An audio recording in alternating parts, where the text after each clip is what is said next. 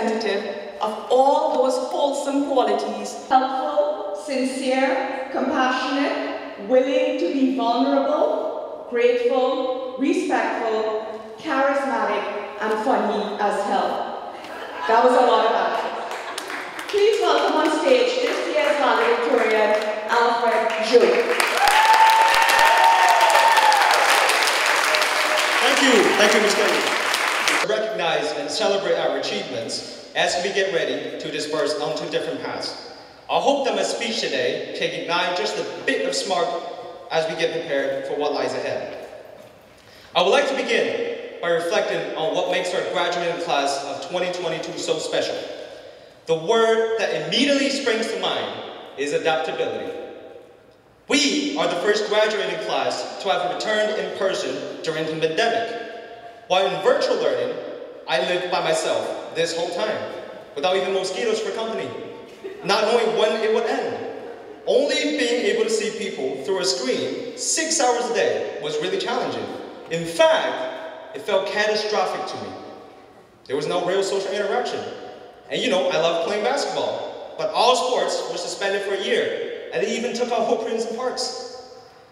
While living this new life remotely, we were forced to adapt to an alternate reality.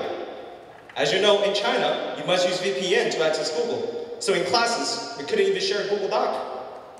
Some folks even fell asleep during discussions because it was 3 a.m. in Beijing when it was 3 p.m. for us. And some students were even too shy to weigh in just because they had barely talked to people since the beginning of the lockdown. People were very self-conscious about turning their cameras on, and that is a fact. Luckily, we were up for the challenges. Can't use Google? Well then, we have WeChat Group Share.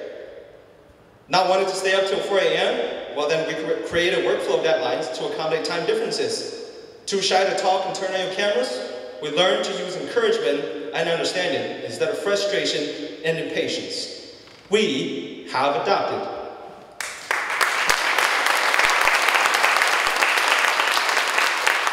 So now, let's get back to returning to in-class learning. Man, was I excited to go back after 18 months of complete social isolation. But then there came a new challenge. How do we move along as a whole class where half of the people are still in other nations learning remotely?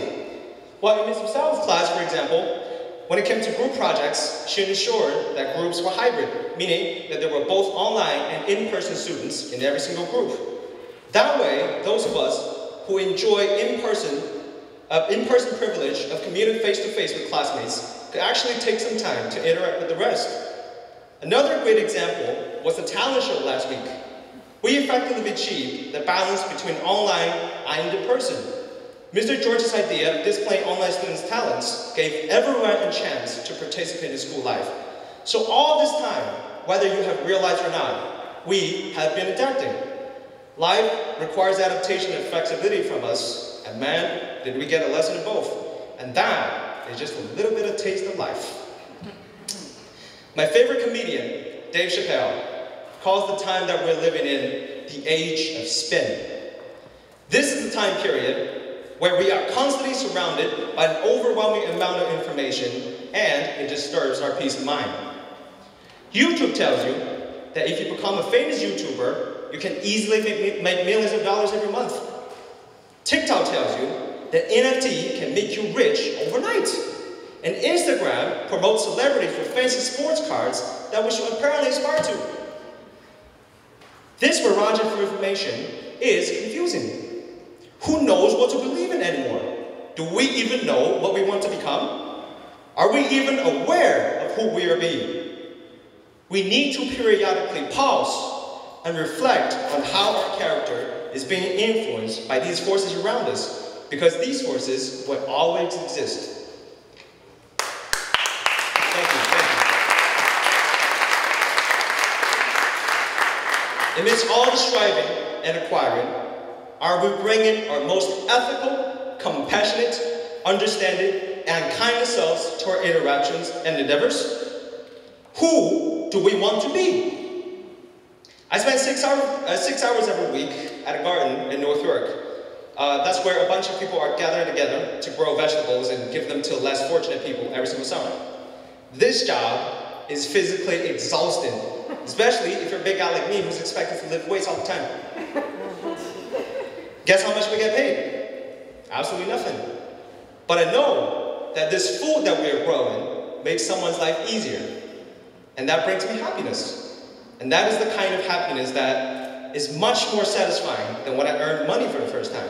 I'm not saying that money is not important, but I think it is imperative that we ask ourselves, how am I contributing to make this world a better place? And if you can contribute to making the world a better place, says psychologist Jordan Peterson, then at least don't make it worse.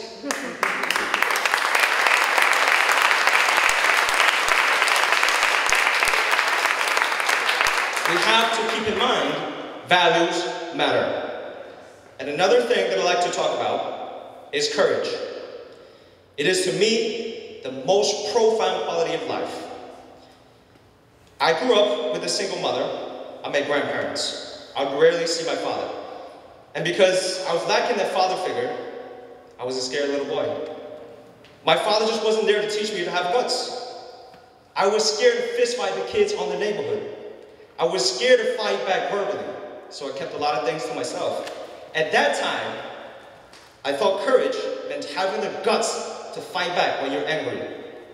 And then years later, when I came to Canada, I attended a school in Vaughan with only Canadian kids. I would try to dress like them, act and talk a certain way, try to adopt thinking patterns from them, just so I could feel more accepted. But it didn't work out. I never felt a sense of belonging. Then fast forward, I came to Bond a year later, and my perspectives started to alter. When I saw people from different backgrounds not trying to change who they were to conform to the expectations of others, that's when I recognized what true courage looks like. When students present unpopular opinions in front of classmates, that's courage. When Tizaya, I don't know if you still remember Tizaya, when he presented that artwork to Mr. Vonk, even though others were making fun of him, that was courage. When Liam stepped into the spotlight and posed proudly, that was courage. It took years for a boy like me to figure out what courage is. And I think I have a partial answer now. Courage is not about being fearless. You will always have fears. It is about being afraid and still doing it anyway.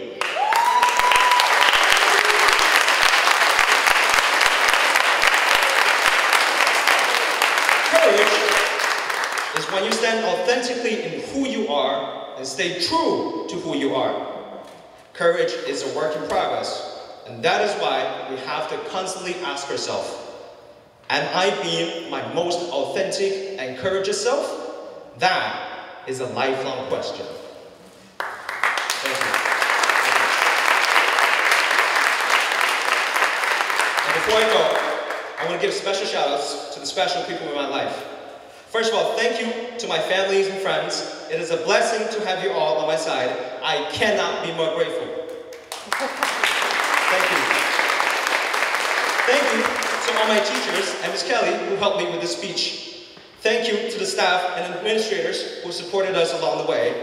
And to my grandfather, a special thank you to you for raising me and teaching me all the moral values that were used along my life. Thank you.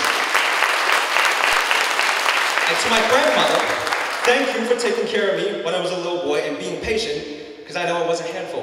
Thank you. Thank you. And the most important person is my mother. Mom. You have no idea what it puts women through. I know you're watching me from home now, and man. You got this.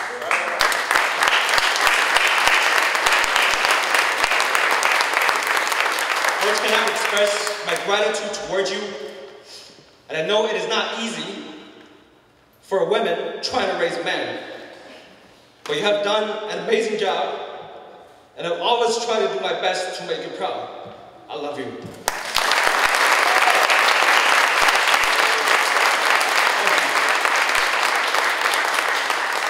Thank you, ladies and gentlemen. Let us make today memorable as we celebrate, and let us always keep hoping for the absolute best for ourselves and for others. Thank you very much, ladies and gentlemen.